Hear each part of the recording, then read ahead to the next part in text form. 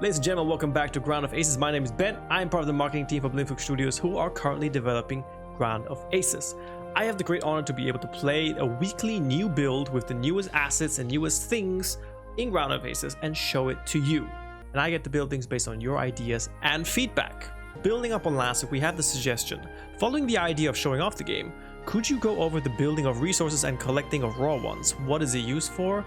And what it looks like. So a rundown of all the resources. So a rundown of the resources and what they're used for, and maybe some of the workbenches. So behind and above me, you see this list of resources. This is not a definitive list. This can still change, but for now, these are the resources that we have planned for the game. So when you look around the map, you see you have all kinds of resources lying all over the place. So here's a nice collection of resources. You got a tree, which can provide you with wood. There is a mushroom patch for food. There are also some berries. And you have a water pond. There are also other resources such as a sand pit and a clay pit, which will be very crucial. So these resources already provide you with a very basic level of survival. So you'll quickly notice that these are the basic resources listed here. So let's take David over here and ask him to harvest a mushroom patch.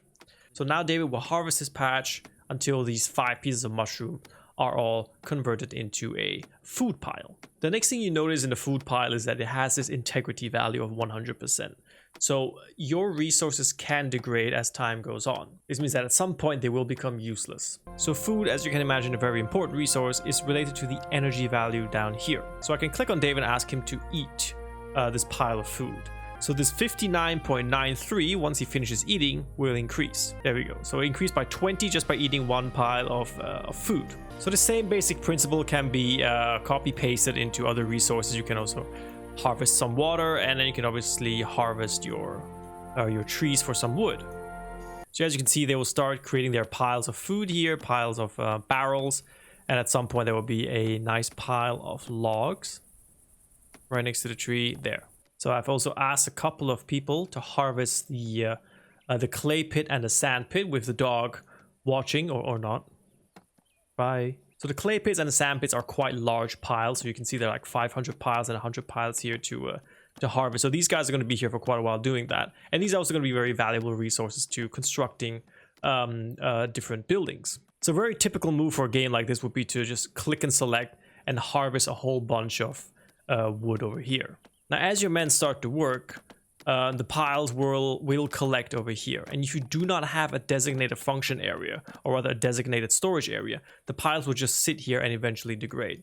So you will want to build storage areas as you progress in the game to make sure that once these things are collected, or rather harvested, they're also brought to the appropriate storage area for safekeeping, if you will, to maintain the integrity value. So I'm speeding things up and let time run a little bit. So now you can see that the integrity value of this tar pile has gone down to 97%, wood has gone to 94%, and food has gone down to, what's that now, 69%. Each different resource has a different degradation value. So this covers the basic level of resource gathering. So if we go down to the props tab and click on workbenches, you will see a whole list of different workbenches. And this is going to be the bread and butter of the base building experience, right? All of these here create resources which will help you to a certain degree build larger structures, better infrastructures, or help you manage your planes, stuff like that. And if we start with the most basic one, would be the field kitchen.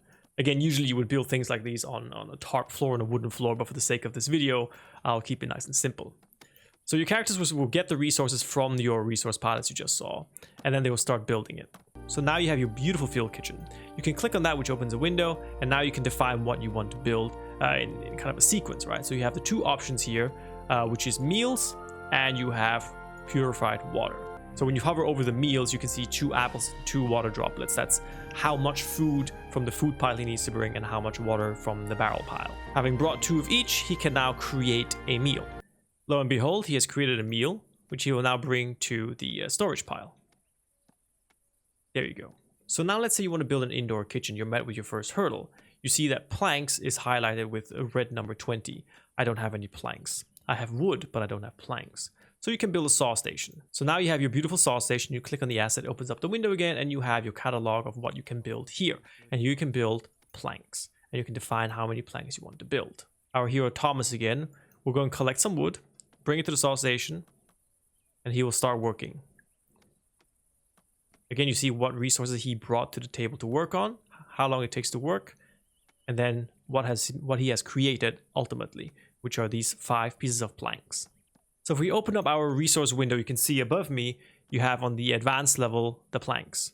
Now these allow you to build, like I said, more complex structures such as the indoor kitchen, but that requires 20 planks. So you can see it's a very simple hierarchy of resources. I'm trying to create all the workbenches that I can. I've run into a little snag. I don't have the right parts. Machinery parts are missing here, machinery parts are missing here, and some metal is missing, same over here. So the metal workbench has allowed me to create metal and machinery, which has allowed me to create further workbenches. Now, this one's still being built. So just to go over the simple mechanics of creating resources, once you have your basic resources, you have your workbenches, we can create more advanced resources, which you will need to create more complex things.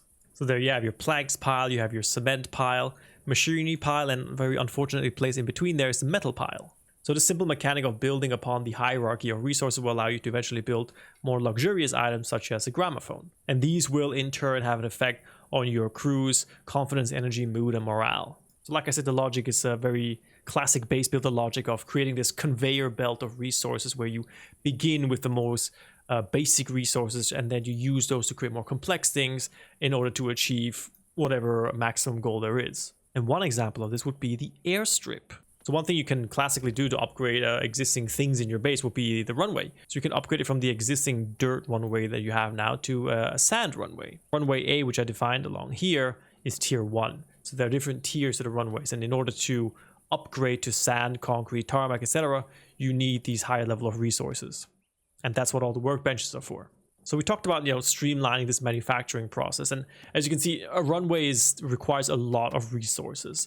And a runway is just one aspect of your base. So you can imagine how much time you need to invest in creating like this perfect streamlined process where you have like this constant influx of all the resources that you need at any time. So after upgrading your runway to a sand runway, you can upgrade to a concrete runway. And you will be required to do this in order to accommodate the more larger and complex aircraft that you can unlock later on in the game.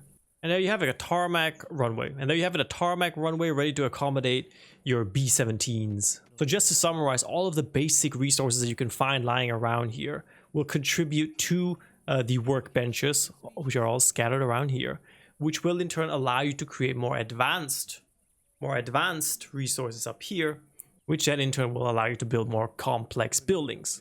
Now I won't go into the military resources here because that's still a work in progress, but as you can see there will be resources such as gun ammo, anti-air ammo, which is a little bit of a spoiler for what's to come yet. But I hope this video gives you some kind of an insight into how these resource benches work, how to create resources, how to store them, and most importantly how to actually gather them.